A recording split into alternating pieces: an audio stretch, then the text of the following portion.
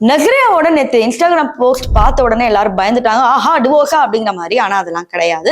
Actually அவங்க கொஞ்ச நாளாவே எந்த ஒரு போஸ்டும் போடாம கடைசியா சூரவன்ஷி அப்படிங்கிற மலையாள படத்துல நடிச்சாங்க. அந்த ப்ரொமோஷனுக்காக பயங்கரமா உழைச்சிக்கிட்டு இருந்தாங்க. அதுக்கப்புறம் அந்த படத்துக்கு அப்புறம் இன்னொரு படமும் நடிக்கல. டோட்டலா அவங்க வாஷ் அவுட் ஆயிட்டாங்க. எங்க இருக்காங்க என்ன பண்றாங்கன்னு தெரியல. ஃபஹத் ஃபாசில் கிட்டயும் பிரஸ் மீட் கேள்வி கேட்கும்போது அவரும் பெருசா பதில் சொல்லவே இல்லை. ரசிகர்கள் என்ன பண்ணாங்கன்னா நஸ்ரியாவோட இன்ஸ்டாகிராம் அக்கௌண்ட்ல போய் நீங்க எங்க இருக்கீங்க, என்ன உங்களை ஆளே காணும் அப்படி திருப்பி திருப்பி கேட்கிறப்ப அவங்க என்ன பதில் சொன்னாங்க, அதுக்கு என்ன விளக்கம் தந்திருக்காங்க அப்படிங்கிறது தான் இந்த வீடியோல பார்க்க போறோம். சோ வாங்க வீடியோக்குள்ள போகலாம்.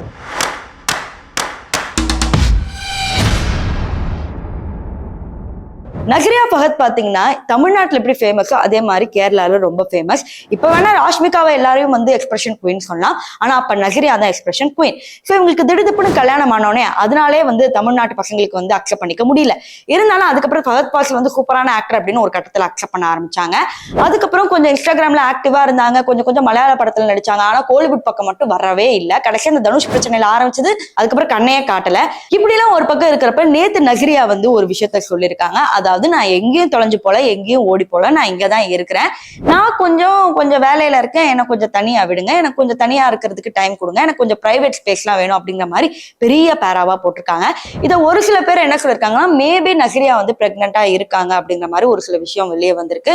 சோ பொதுவாகவே செலிபிரிட்டிஸ் பிரெக்னெண்டா இருக்கும் போது பெருசா போஸ்ட் போட மாட்டாங்க. நஸ்ரியா ஆல்ரெடி ரொம்ப பிரைவேட் பர்சன். இப்போ இந்த மாதிரி இருக்கிறனால இன்னும் பிரைவேட் ஆயிட்டாங்க அப்படிங்கிற மாதிரி ஒரு சில ரசிகர்கள் கமெண்ட் அடிச்சுட்டு வராங்க. சோ இதை பத்தி நீங்க என்ன நினைக்கிறீங்க அப்படிங்கறத கமெண்ட் செக்ஷன்ல சொல்லுங்க.